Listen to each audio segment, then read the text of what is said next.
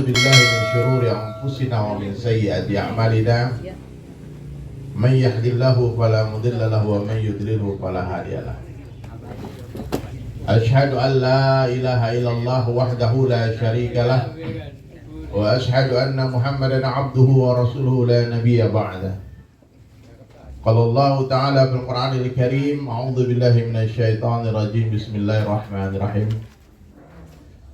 الذي خلق الموت والحياة ليبلوكم أيكم أحسن عملا وقال النبي صلى الله عليه وسلم kullu ummati yadkhulunal jannah, seluruh umatku akan masuk surga. Amin. Amin. Illa man aba, kecuali yang tidak mau, kecuali yang enggan, kata Nabi. Qila wa may ya'ba ya Rasulullah, siapakah orang yang tidak mau masuk surga ya Rasulullah? Maka Nabi menjawab, qala man ata'ani dakhalal jannah, siapa yang mentaatiku akan masuk surga. Wa man asani faqad aba, dan siapa yang menolak aku, merekalah orang yang enggan masuk surga. Semoga kita semua termasuk orang hamba umat Nabi yang taat. Amin. Amin. Jadi hadirin sekalian, saya mau tanya nih sebelum kita mulai ngobrol perkara iman. Nah, majelis itu namanya bukan tausiah Pak Kiai, tapi namanya ngopi, ngobrol-ngobrol sih. Jadi tidak ada guru, tidak ada murid di sini. Kita hanya bercerita saja tentang kebesaran Allah, bercerita tentang indahnya akhlak baginda Rasulullah Sallallahu Alaihi Wasallam. Ya, mudah-mudahan cerita sederhana ini menjadi asbab hidayah. Amin. Amin. Ada yang tahu nggak apa beda dunia dengan akhirat? Apa beda dunia? Dunia sementara, akhirat selamanya. Ibu pintar nih. Dunia sementara, akhirat selamanya. Itulah judul lagunya. Itulah judul lagunya dari Sulaiman. Nanti kita nyanyi sama-sama ya. Ya. Hari ini kita takziah ya, 40 hari wafatnya Ibunda Hajjah Sunaria. Sunaiyah. Ini pertama saya kali mendengar nama ini. Sunaiyah. Ini kakak kan apa kakak sepupunya Yosoma. Suaminya. Nah, Masya Allah, Allah Akbar. Semoga Allah lapangkan kubur beliau. Amin. Allah sampaikan setiap zikir doa kita kepada almarhumah. Amin. Amin. Jadi hadirin sekalian, kehidupan di dunia ini sebentar saja. Nabi Sallallahu Alaihi Wasallam mengatakan umur umatku 60-70 tahun saja. Satu hari akhirat kata dalam Al-Quran dikatakan oleh Allah sama dengan 1000 tahun dunia. Bahkan dalam ayat lain dikatakan sama dengan 50.000 tahun dunia. 50,000 years. Berarti 60-70 tahun itu cuma beberapa saat saja, beberapa jam saja kalau perbandingan dengan kehidupan akhirat. Maka Nabi menjelaskan supaya kita mudah memahami. Kalau kalian ingin tahu, kata Nabi Sallallahu Alaihi Wasallam, perbandingan hidup dunia dengan akhirat, di dekat laut nih, merah kan, Cilegon ini dekat laut. Celupkan ujung jarimu ke samudera yang luas, kata Nabi. Jari telunjukmu celupkan ke samudera yang luas, dan lihatlah air yang ada di ujung jari kalian. Hadhihi dunya, itulah dunia. Hari ini orang berebut tetesan air, mengabaikan samudera yang luas, betul nggak? Satu kursi yang kepengen banyak. Akhirnya ribut, berantem, saling fitnah dan sebagainya. Jadi hadirin sekalian, saya live nih di TikTok, ini live-nya di TikTok. Anak muda sekarang zamannya sosial media. Zaman Nabi nggak ada sosial media. Tapi Islam bukan agama yang ketinggalan zaman. Islam tidak anti dengan teknologi. Ya. Ada YouTube sekarang, ada Instagram, ada Facebook. Dan banyak orang dapat hidayah di sana, juga banyak orang yang berantakan di sana.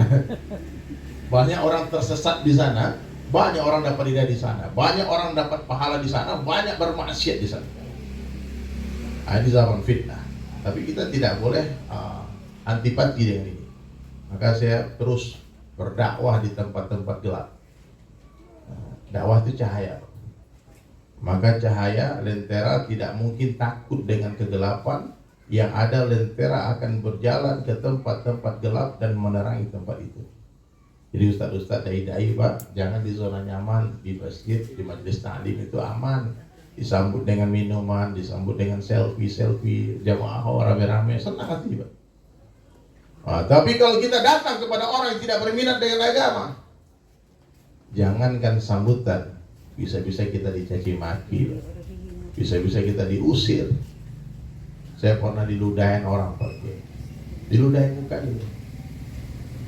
Saya cuma nangis saja, saya bilang, ya Allah, kemuliaan macam apa ini? Bukankah dulu yang diludahi cuma Rasulullah SAW dan Nabi-Nabi saja? Kenapa diri Sulaiman yang bukan siapa-siapa, cuma anak band, tapi diludahi juga? Oh, ini karena buat kerja yang sama dengan kerja Rasulullah. Jadi saya datang ke sini karena Allah. Asbabnya yang mulia Kiai Haji Safatillah. Beliau bukan sembarang orang, mungkin orang kampung sini memandang beliau yang tua-tua. Nah, ini adekku, anakku, ponaanku nih ya. Muridku. Ya, tapi bangsa ini Indonesia telah mengenang beliau menjadi sebuah legenda hidup, living legend. Karena beliau, fikir beliau yang telah membuat sebuah tempat bersejarah di dunia. Quran Akbar itu yang menginspirasi saya melukis Al-Quran 30 juz. Kiai Safatillah mengukir Al-Quran di atas kayu. Bagi saya itu mission impossible. Itu sebuah pekerjaan yang gak masuk akal. Saya pikir bukan manusia yang kerjakan itu. Banyak Allah hantar malaikat dan pasukan Nabi Sulaiman. Dulu Nabi Sulaiman bangun istana itu bukan manusia yang bekerja, tapi ada kekuatan lain. Dan sampai sekarang masih ada. Kita kadang-kadang nggak mengerti, tiba-tiba udah jadi segitu aja. Tiba-tiba sudah melukis sekian lama, baru berjalan waktu 1 jam baru. Jadi Allah Ta'ala ini berkuasa mutlak. Apa saja yang Allah kehendaki terjadi, pasti akan terjadi. Apa saja yang Allah kehendaki tidak terjadi, tidak akan terjadi. La ilaha illallah. Allah itu mampu menciptakan manusia melalui pernikahan. Betul nggak? Ya, kita semua ada ayah, ada ibunya. Tapi kalau Allah berkehendak, Allah mampu menciptakan manusia tanpa seorang ayah, tanpa pernikahan. Siapa itu? Nabi Isa alaihissalam, nggak ada bapaknya. Ya. Begitu juga Allah berkuasa menciptakan manusia tanpa seorang ibu. Siapa ada ibu? Ibunda Hawa ada ibunya. Dan Allah berkuasa menciptakan manusia tanpa ayah, tanpa ibu. Siapa? Nabi Adam alaihissalam. La ilaha illallah. Jadi kita tercipta, ini Allah yang menciptakan. Kemudian setelah Allah ciptakan, berarti kita terlahir ke dunia bukan atas kehendak kita. Betul nggak? Kita terlahir ke dunia adalah atas kehendak Allah. Allah yang memilihkan rahim-rahim yang ditiupkan ruh kita dulu di alam ruh. Ditiupkan ke rahim ibu kita ruh kita. Sebetulnya roh ini diciptakan bersamaan dulu satu waktu, dikeluarkan secara bergantian, bergiliran. Kemudian hadirin sekalian, diuji di dunia sementara sama Allah.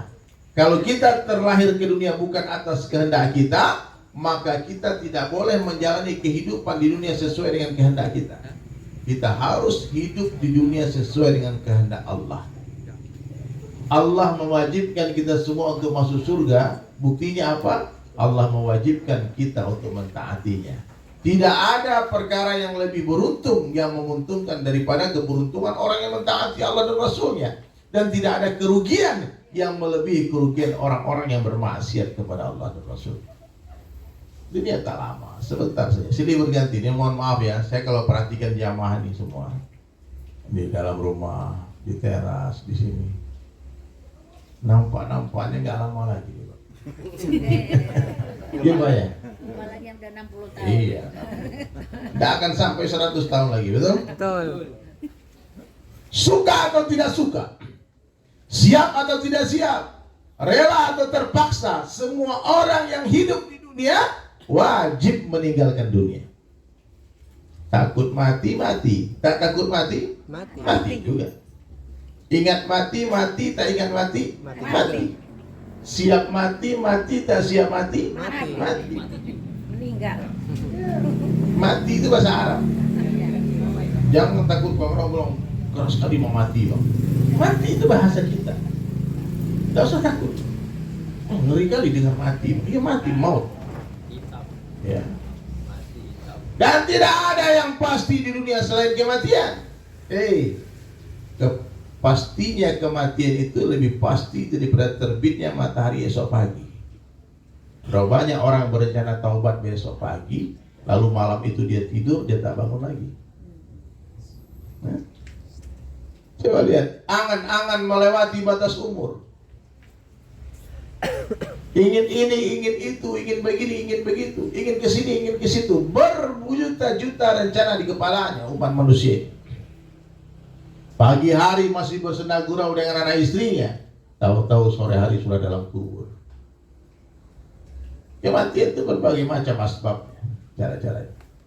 Allah pastikan kedatangannya, Allah rahasiakan caranya, Allah rahasiakan waktunya dan tempatnya. Tapi clue-nya Allah bagi sedikit. Bagaimana hidupmu, begitulah matimu. Orang yang sibuk dalam berdakwah, insya Allah mati dalam dakwah. Coba lihat bagaimana para sahabat Nabi SAW. Coba lihat bagaimana para wali-wali Allah. Ya, lihat para ulama kita lagi khutbah meninggal dunia. Lagi sujud, lagi ibadah, lagi berzikir, lagi salawat, meninggal dunia. Dan berapa banyak kita lihat orang yang maksiat dan mati di tempat maksiat. Na'udzubillah. Bagaimana hidupmu, begitulah mati. Ya. Dan almarhumah, saya yakin wanita solehah. Karena nampak wajah suaminya soleh banget. Guru. Ayah, guru. Ya. Mudah-mudahan berkumpul lagi di surga selama-lamanya. Tak lama dunia ini Pak, sebentar saja, sekejap mata. Kemarin masih kecil, sekarang udah tua. Tahu-tahu udah. Saya ngaca kemarin Pak Kiai Opan, saya lama tak bercermin. Kita lihat, tunggu uban dari Sulaiman. Terus kata istri saya, disemir aja, jangan, ini nur. Uban itu jangan disemir Pak, itu cahaya. Nanti di akhirat. Ya. Oh, ini udah tua pun tak merasa tua. Ini masalahnya Pak. Ya. Saya udah pakai tongkat. Kenapa pakai tongkat? Saya udah 40 tahun lebih umur saya. Ada satu hadis itu mengatakan kalau udah umur 40 tahun pakailah tongkat. Mohon maaf, bukan berarti tidak pakai tongkat itu terus berdosa, tidak. Tapi ini menunjukkan kita sudah mulai lemah. Hari sudah mulai petang, senja, sebentar lagi matahari tenggelam. Hai matahari, kau boleh bersinar terang, tapi sebentar lagi kau hilang. Hai rembulan, kau boleh indah, cahayamu terang menerang. Jangan sombong, ntar lagi kau tenggelam, matahari datang. Nah, dunia ini begitu, semua silih berganti. Siapa yang mengatur? Allah. Kesalahan terbesar orang-orang kaya itu apa? Banyak orang kaya merasa dia kaya karena dia hebat. Salah. Banyak yang merasa dia kaya karena kerja kerasnya, karena kecerdasannya. Tidak. Banyak para pejabat yang merasa hebat. Aku ini pejabat karena aku cerdas, aku ini gagah. Bukan. Allah yang menaikkan raja-raja, Allah yang menurunkan raja-raja. Bapak jangan pikir raja-raja itu mulia, tidak. Fir'aun sampai mati jadi raja, tapi terlaknat. Ada di Cilegon ini orang nama anaknya Fir'aun? Tidak ada. Padahal itu raja bukan raja 2 periode, 3 periode Pak. Itu raja sampai mati. Sampai mati jadi raja, tapi laknatul alaihi gelarnya. Allah melaknat Fir'aun. Kenapa enggak mau taat sama Allah? Namrud. Namrud, raja yang gagah perkasa, tak pernah sakit seumur hidupnya, kaya raya. Tiba-tiba datang Nabi Ibrahim alaihissalam mengenalkan Allah kepada Namrud. Namrud pun marah itu sekali. Sombong dia, angkuh. Namrud saya tahu nggak Kiai Sopan? Saya baca di kitab Bukhari itu. Itu raja yang tak pernah sakit, raja yang sangat dicintai rakyatnya. Dia tak akan makan sebelum seluruh rakyatnya makan. Dia tidak memungut pajak dari rakyatnya. Rakyatnya digaji, dikasih duit. Syaratnya sujud kepada. Kita hidup di Indonesia ini Pak, dipungut pajak. Dulu Namrud berkuasa, setiap orang yang datang minta apa saja. Kau minta kepada gugatan Namrud, sujud. Akui aku sebagai Tuhanmu, ini duit, ini makanan, ini. Dan dia tidak akan tidur nyenyak sebelum seluruh rakyat tidur nyenyak. Ada yang lebih hebat dari itu? Jadi kalau ada sekarang politikus, pejabat-pejabat yang ngasih sembako terus yang puji-puji dia, oh belum tentu dia orang baik. Yang maunya. Kalau urusan sembako, urusan perut, infrastruktur saja, Namrud lebih hebat. Kenapa Namrud terlaknat, dilaknat oleh Allah? Karena tidak mau taat kepada ajakan Nabi Ibrahim alaihissalam. Akhirnya Namrud pun bergelar LE, bukan LC, Pak. LE, laknatullah alaihi. Dan Allah memperlihatkan kekuasaannya. Apa kekuasaannya Allah perlihatkan? Allah hancurkan Namrud dengan seekor nyamuk yang sudah rusak sebelah sayapnya. Jadi Allah kalau mau menghancurkan orang-orang zalim, Allah Ta'ala itu kalau mau menghancurkan orang-orang jahat, Allah tak perlu nuklir, tak perlu senjata, tak perlu jumlah yang banyak, cukup seekor nyamuk. Kita 2 tahun ketar-ketir satu dunia oleh satu makhluk yang tak nampak oleh mata. Covid. Nah, itu Allah memperlihatkan, hebat apa kau hebat, Emang Covid. Nggak bisa apa-apa, 2 tahun tak berangkat haji. Pas mau habis itu Covid, datang lagi dia sama bawa emaknya, Omikron. Dia bawa ibunya. Sekarang katanya mau datang lagi, kata, kita udah nggak mau lagi ditipu, Pak. Makhluk itu ujian iman, Pak. Pandemi itu ujian iman. Ada dengan pandemi orang semakin dekat dengan Allah, ada dengan pandemi orang menjauh dari Allah. Jadi kalau ada orang meninggal dunia itu, bunda, ayahanda, teman-teman, bapak-bapak, ibu semua, kenapa dia meninggal dunia? Jawabannya, habis rezekinya dia makan. Kenapa dia meninggal dunia? Sudah waktunya ajal itu datang. Telah tertuliskan. Sejak kapan itu makhluk bisa membunuh? Sejak kapan? Sejak kesyirikan datang di hati umat. Kenapa meninggal dia? Covid. Kenapa dia meninggal? Corona. Berapa banyak yang terjatuh imannya ketika pandemi datang. Satu dunia membunuh kita, dengar baik-baik. Satu dunia membunuh kita tak akan mampu tanpa izin Allah. Seluruh manusia kolaborasi dengan malaikat, dibantu oleh jin. Seluruh virus ikut membantu. Ingin binasakan satu orang manusia, tak akan mampu tanpa izin Allah. Ya. Begitu juga satu dunia mau selamatkan kita tak akan mampu tanpa izin Allah. Maka ada satu kalimat sederhana yang saya mau ajarkan kepada orang kampung sini. Tolong diikuti ya kalimat ini. Allah kuasa. Allah kuasa. Kurang keras, kurang semangat. Semuanya Allah kuasa. Allah kuasa. Makhluk tak kuasa. Makhluk tak kuasa. Coba ulang 3 kali gitu. Allah kuasa. Makhluk tak kuasa. Allah kuasa. Makhluk tak kuasa. Allah kuasa. Makhluk tak kuasa. La ilaha illallah. Ini kan main-main kalimat dipakai. Hah? Siapa itu makhluk selain Allah? Presiden makhluk kan? Makhluk. Gubernur makhluk kan? Makhluk. Bupati wali kota makhluk kan? Makhluk. Orang kaya makhluk kan? Makhluk. Jibril makhluk kan? Makhluk. Itu malaikat Jibril pernah diusir sama Nabi Ibrahim. Malaikat Jibril, Aminul Malaikat, datang menawarkan bantuan. Ibrahim, aku tolong, kau minta tolong lah, aku padamkan api ini. Apa jawaban Nabi Ibrahim alaihissalam? Hasbunallah wa ni'mal wakil, ni'mal maula wa ni'mal nasir. Allah kuasa, makhluk tak kuasa. Kalimat singkat, sederhana, tapi ini hakikat dari kalimat la ilaha illallah. Ini hati ini nggak boleh ada makhluk. Ma fi qalbi ghairullah. Mobil boleh mewah, silahkan. Pakai mau beli Ferrari, silahkan. Mau beli Lamborghini, silahkan. Rolls Royce, silahkan. Mau beli Velfire, Alphard, silahkan. Tapi yakini itu semua sampah dalam pandangan Allah. Mobil mewah tidak bisa memuliakan seorang manusia. Saya mau tanya Pak, anjing naik mobil mewah berubahkah derajatnya? Tidak. Tidak. Anjing naik mobil mewah tetap anjing, betul nggak? Betul.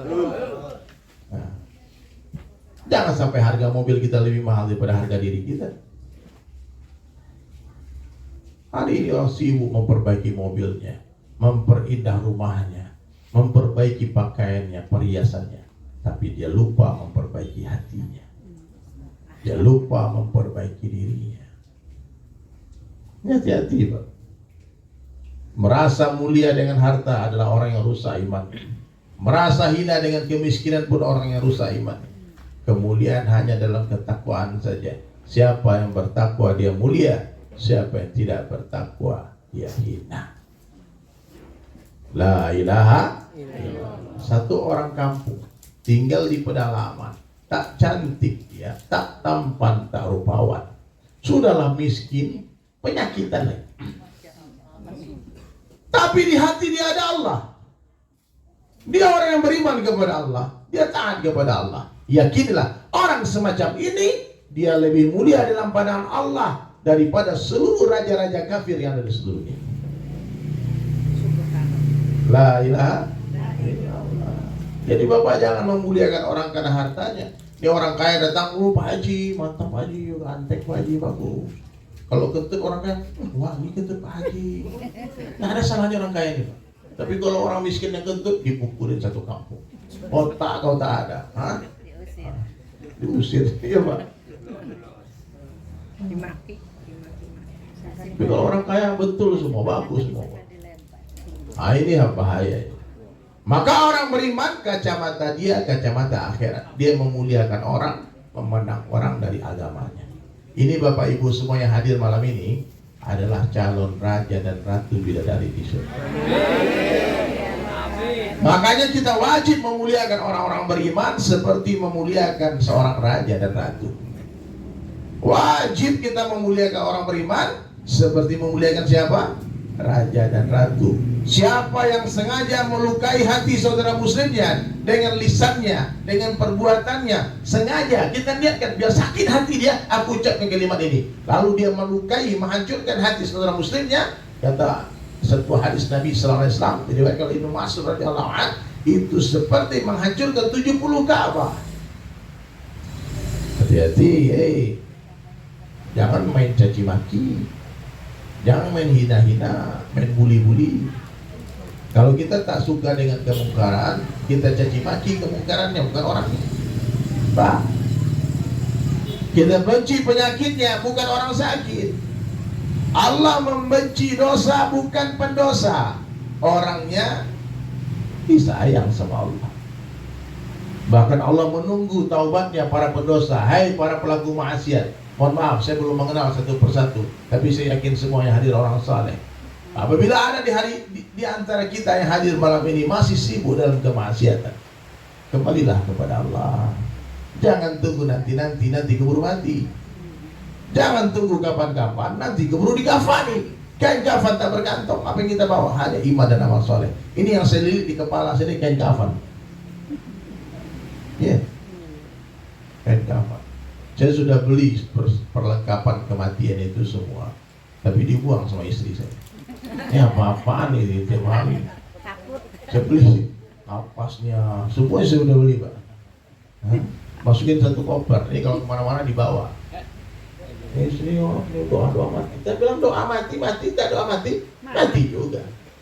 Alangkah indahnya kita persiapkan kematian. Maka orang beriman hebat, dia jadikan seumur hidupnya di dunia seperti Ramadan. Dia tahan nafsunya, dia berpuasa seumur hidupnya dari menjadi hamba syahwatnya. Kalau orang yang menjadikan seumur hidupnya seperti Ramadan, maka hari kematian dia adalah Idul Fitri. Hari kematian dia adalah hari raya bagi dia, pintu gerbang perjumpaan dengan Allah Subhanahu wa taala. Hadirin sekalian dirahmati Allah taala. Orang yang paling cerdas dalam pandangan Allah taala siapakah mereka?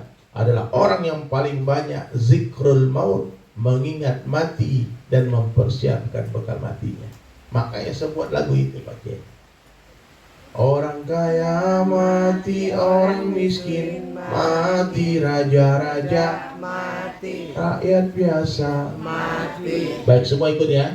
Yang paling keras teriak mati, paling panjang umurnya. Yang tak ikut teriak mati, mati duluan.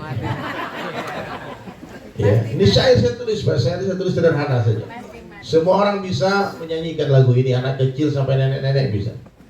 Wahai manusia, jangan engkau tertipu daya oleh dunia yang fana, sebagai tempat ujian bagi kita. Dunia sementara, akhirat selama-lamanya. Orang kaya mati, orang miskin mati, raja-raja mati, rakyat biasa mati, yang di belakang mati, yang di samping mati, yang di tengah mati, yang ceramah mati. Tadi yang ceramah Kiai Sopat loh. Jadi Sulaiman kan bukan ceramah, ngobrol. Nah. Tapi saya kalau sama Kiai Opan ini nampaknya lebih duluan saya pergi takziah. Duluan saya pergi takziah, bercandanya. Mudah-mudahan Kiai Opan panjang umur, amin. Amin. Kita doakan panjang umur, bisa bangun masjid di mana-mana, bangun pesantren lagi di mana-mana. Dan doakan insya Allah pesantren DSAS akan berdiri tahun ini. Amin. Saya alhamdulillah sudah dapat lahan orang baik. Satu setelah Idul Adha kemarin saya ke Al-Bahjah Buya Yahya Cirebon. Kemudian setelah itu saya pergi ke Tasikmalaya silaturahmi. Saya ketemu orang saleh, orang baik namanya Haji Yayat dan keluarga. Dan di samping tempat usahanya dia ada tanah 2 hektar. 2 hektar. Kemudian beliau berniat untuk mendirikan madrasah di sana. Saya bilang, oke, mari kita bangun madrasah DSAS. Dia bilang oke. Dan kita langsung pergi ke Buya Yahya, menyerahkan tanah itu, akar itu kepada saya di Tasikmalaya, Pak, di Tasik. Dan DSAS itu kan judul lagu saya, Bunda. Apa judulnya? Dunia sementara, akhirat selama-lamanya. Ataupun di YouTube saya DSAS, Dedi Sulaiman and Sahabat. Tapi kata Buya Yahya, pesantren pondok pesantren DSAS itu namanya kepanjangannya Darus Salamatin Ahli Sa'adah. Allahu Akbar. Rumah keselamatan orang-orang yang beruntung. Jadi kalau ada anak bapak ibu yang mau masuk pesantren taman SD, nanti tahun depan boleh daftarkan di pesantren kami. Amin. Amin. Insya Allah kita akan didik menjadi anak yang beradab, anak yang berakhlak, anak yang saleh. Yang insya Allah 2045 nanti akan menjadi presiden gubernur yang takwa, yang hafiz Quran. Amin. Saya mau punya pikir gitu Pak Haji, Pak Kiai. Pikir saya ini melompat 20 tahun ke depan. Karena generasi sekarang ini, kita ini dengan metode pendidikan sebelumnya yang ada sudah terbukti menciptakan banyak orang-orang tidak amanah. Ya, tamatan madrasah pesantren malah tersangka koruptor. Itu yang terjadi, Pak. Krisis akhlak, krisis iman. Ilmu banyak, katsir ilm, tapi iman mafi.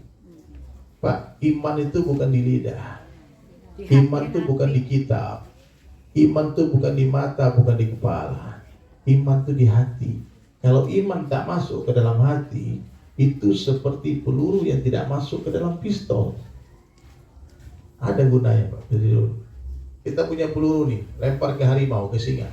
Kira-kira mati gak singa itu? Tidak. Kita yang mati, Pak. Iya kan? Nah, maka usaha kita apa? Di madrasah itu, Pak Kiai. Pak Kiai udah punya pesantren. Saya sudah hadir di tempat beliau beberapa kali. Di madrasah itu perlu kita ajarkan santri kita belajar mengamalkan agama, bukan belajar agama. Makmulat, bukan maklumat, bukan hanya kata-kata retorika, tapi agama itu bagaimana ilmu bukan hanya di lisannya santri kita, tapi mengalir di setiap aliran darahnya, dari ujung kepala sampai ujung kaki. Nah, kalau seandainya pemimpin negara kita ini orang yang bertakwa, orang yang beriman, Pak, saya sedang mencari orang yang untuk 2024 ini yang menolak kekuasaan, yang tidak mau diangkat menjadi presiden, tapi kita paksa dia jadi presiden. Sedang mencari orang yang tidak punya keinginan itu. Dan orang-orang yang tidak mencintai dunia, kalau dia lihat uang muntah dia, apa ini? Nah itu kita cari angkat dia jadi pemimpin. Ada nggak di sini Pak? Kalau ada saya bawa ke Jakarta Pak, saya usungkan dia saya jadi tim sukses utamanya. Ada nggak di sini Bapak kasih tahu saya orangnya. Kang Opat yang jadikan. Ya siap ya? Siap. Siap RI 1 ke sobat. Tapi kalau orang-orang yang rakus dengan dunia, dia pegang dunia. Negara kaya raya seperti Indonesia bisa berhutang ke negara tandus Arab Saudi, bisa berhutang ke negara Cina. Negara Indonesia ini kaya raya, super kaya. Kenapa? Tidak diatur dengan baik. Tidak ada Allah di dalam pengaturan sebuah negara, sebuah kampung, sebuah keluarga. Maka hadirin sekalian doakan pesantren Darus Salamatin Ali Sa'adah nanti menjadi salah satu pesantren terbaik. Amin. Cita-cita kita. Saya minta bantuannya Pak Kiai. Boleh sampaikan kepada para muhsinin, orang-orang baik. Kita akan buat sebuah madrasah yang spesial. Hari ini Pak Kiai tahu nggak? Orang-orang yang berkelas, anak-anaknya menteri, anak-anaknya gubernur, wali kota, anak-anaknya pengusaha, konglomerat, tidak ada yang masuk pesantren. Jarang. Kenapa? Karena fasilitas pesantren memang sangat sederhana. Mereka tak mau meletakkan anaknya di sana, takut dia anaknya gatal-gatal. Ya, maka saya mau bikin pesantren itu nanti VVIP. Nah, kita cari tak banyak santri, tapi orang terbaik. Kita cari seperti tim pencari bakat. Kalau ada, Bapak kasih tahu siapa anak-anak yang paling cerdas di kampung ini, kita bawa ke sana. Lalu kita akan bina dia untuk menjadi pemimpin, menjadi ahli ekonomi terbaik di dunia, menjadi ahli informasi terbaik di dunia, menjadi atlet terbaik di dunia, menjadi seniman terbaik di dunia, menjadi pelukis terbaik di dunia. Jadi jangan remehkan pelukis. Saya asbab lukisan, alhamdulillah bisa membangun masjid. Ya, pakai sofat saksinya. Beliau dapat aliran pahala, semua orang berdonasi di masjid itu. Saya ini orang Minang, Pak, orang awak, orang Padang.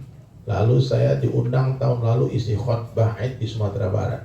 Ternyata sampai di Palembang terhenti gara-gara PPKM darurat. Nah, PPKM darurat. Entah apa yang darurat ya, tapi nggak jelas lah. Kita kalau salah ngomong salah lagi ya. Akhirnya saya berhenti. Panitia ketakutan nggak jadi lanjut itu acara. Saya berhenti di Palembang. Sekian hari saya di Palembang, nginap di hotel, pindah masjid ke masjid, dari sholat sampai satu hari saya ketemu satu masjid, namanya Masjid Baitur Rahman. Under construction, itu masjid sedang terbengkalai pembangunannya, porak-poranda gara-gara pandemi. Donaturnya muntaber, mundur tanpa berita. Donaturnya ada yang bangkrut. Apa yang terjadi hadirin mulia? Saya datang dan pengurus masjid minta tolong bantu menggalang donasi. Bagaimana caranya? Saya coba upload di Instagram saya, ada 700 ribuan orang yang follow saya di sana. Tak ada yang donasi, tak ada yang kirim. Sebelum saya pulang ke Jakarta, saya diajak lah sama Pak Najib, namanya sahabat Kiai Opat. Dia bilang hari ini galeri Quran Akbar itu ditutup. Tapi kalau Ustadz Dedi datang, dibuka sama Kiai Sofatillah. Oh, keren kali Kiai ini ya, Kiai Sofatillah. Akhirnya saya datang ke sana. Ketika saya melihat Al-Quran Al-Akbar itu diukir kayu, saya cuma tanya berapa tahun ini proses. Beliau bilang 8 tahun. Itu pun belum sempurna penyelesaian. 10 tahun. Nah, udah 10 tahun sekarang. Ya udah 10 tahun ya. 2 tahun yang lalu, udah 8 tahun lebih, 9 tahun. Subhanallah hadirin sekalian. Saya bilang kalau saja Kiai Opat bisa mengukir Al-Quran di atas kayu, kenapa Diri Sulaiman tidak bisa melukis Al-Quran di atas kanvas? Ternyata ini juga pertama di dunia. Kalau Al-Quran itu ada 604 halaman, maka saya punya pikir satu halaman kita mintakan donasi dari muhsinin. Kalau ada bapak ibu yang punya kelebihan harta, sumbang 10 juta ke masjid, bukan ke saya. Dari ke masjid, nanti satu halaman ditulis nama donaturnya di setiap halaman. Nanti akan ada 604 halaman. Alhamdulillah, 1 tahun berlalu. Sekarang sudah terkumpul 453 halaman donasi. Alhamdulillah. Mudah-mudahan dari kampung ini masuk lagi 10 halaman nanti. Amin. Ya, kita nggak tahu, jangan remehkan orang. Kayak kemarin ketemu orang, diam, tahu-tahu sumbang 10 halaman. Ya, ada satu orang. Ada yang senyap-senyap datang ke masjid, dia bilang aku mau 50 halaman. Alhamdulillah. alhamdulillah. Nah, itu masih investasi akhirat. Dan lukisan saya muda, ayahanda pernah terjual satunya 500 juta. Maka santri kita kalau kita ajarkan kaligrafi, diajarkan mengukir carving, maka nanti akan muncul karya-karya besar dari pesantren. Nah, jadi bapak ibu yang punya anak yang hobi seni, yang hobi bermusik, silakan nanti masukkan ke pesantren Darus Salamatin Ahli Sa'adah, pesantren DSA. Jadi hasil banyak yang mau saya ceritakan lagi, tapi saya rasa bapak ibu sudah dari tadi menunggu, udah 10:30. Terus. Ya, saya akan berikan sebuah kesimpulan sederhana. Jadi kalau mau kurang puas nanti, lanjutkan di YouTube. Buka YouTube, dengarlah, ada seribuan ceramah saya di sana. Jadi sebelum kita mati, dengar baik-baik, pastikan kita orang baik. Ya. Orang baik itu pembicaranya baik, tulisannya baik, pandangannya baik, pendengarannya baik, sangkanya baik. Orang yang husnuzon, insya Allah matinya husnul khawatimah. Sama-sama husnul. Tapi orang yang suuzon, kemungkinan besar matinya suul khawatimah. Siap sangka baik semua ya. Ibu-ibu sangka baik sama suami, sangka baik sama anak. Subhanallah, yang pertama. Orang baik hatinya terbebas dari kesyirikan. Dia tidak takut kepada siapapun kecuali kepada Allah, tidak meminta kepada siapapun kecuali kepada Allah, dan tidak berharap kepada siapapun kecuali kepada Allah. Yang kedua, ciri-ciri orang baik dalam pandang Allah, kehidupannya dihiasi oleh sunnah baginda Rasulullah SAW. Dari ujung kaki sampai ujung rambut, ujung kaki. Bangun tidur, tidur lagi. Hidupkan sunnah. Ya, orang tanya, kenapa kamu bersorban? Ini sunnah. Kenapa kamu berjenggot? Ini sunnah. Nggak ada niat lain. Sunnah itu banyak, 18.000 jenisnya. Tak mampu kita hidupkan sunnah 100%, jangan tinggalkan 100%. Amalkan sunnah semampunya, bukan semaunya. Yang ketiga, orang baik dalam pandang Allah, sholatnya khusyuk, laki-laki berjamaah 5 waktu di tempat azan dikumandangkan. Ibu-ibu harus di awal waktu, karena kaum wanita punya tamu bulanan yang datang tiba-tiba. Jangan ditunda-tunda sholat, akhirnya tercatat dosa meninggalkan sholat dengan sengaja. Yang keempat, orang baik dalam pandang Allah, dia haus akan ilmu, dia cinta kepada ulama. Orang, kata Imam Syafi'i, ilmu seperti air hanya mengalir ke tempat yang lebih rendah. Orang tinggi hati tak bertambah ilmunya. Kemudian ilmu harus diiringi dengan zikrullah, karena ilmu tanpa zikir adalah zuluman, kegelapan. Banyak orang berilmu bukan tambah baik, tapi tambah angkuh, tambah sombong. Di hati orang-orang berilmu ada satu pohon, kalau tak dibunuh itu pohon, tak dimatikan, dia akan terus tumbuh dan membesar. Apa nama pohon itu? Pohon kesombongan. Hati-hati. Lalu letakkan diri di bawah rumput, katakan setiap hari, ikuti kalimat ini, sebaik-baik saya, sebaik-baik saya, lebih baik orang lain, lebih baik orang lain, seburuk-buruk orang lain, seburuk-buruk orang lain, lebih buruk saya. lebih buruk saya. Coba diikuti, ulangi. Lebih baik orang lain, seburuk-buruk saya. Seburuk-buruk saya, lebih buruk orang lain. Bukan begitu. Sebaik-baik saya. Seburuk-buruk saya, katanya. Bukan begitu, terbalik. Saya pun terpengaruh juga. Seburuk-buruk orang lain, lebih buruk saya. Ini orang tua saya lebih baik dari saya. Orang tua saya. Kenapa? Hari lahir beliau, hari lahir ayahanda, ibunda, lebih dekat dengan hari lahirnya Rasulullah ketimbang saya. Maka saya wajib memuliakan orang yang lebih tua dari saya, karena kedekatan mereka dengan baginda Rasulullah. Kalau anak muda, dia lebih baik dari saya. Kenapa? Saya lebih duluan bermaksiat daripada dia, pasti dosa saya lebih banyak. Kemudian ikhlas, dan yang terakhir, banyak-banyaklah ingat mati. Dunia sementara, akhirat selama. Dunia bukan tempat tinggal, tapi tempat meninggal. Dunia ini tempat meninggal, bukanlah tempat kita tinggal. Kita semua kan kembali padanya. Sedih sementara, bahagia sementara, sakit sementara, sehat cantik sementara, tampan pun sementara, dunia sementara, akhirat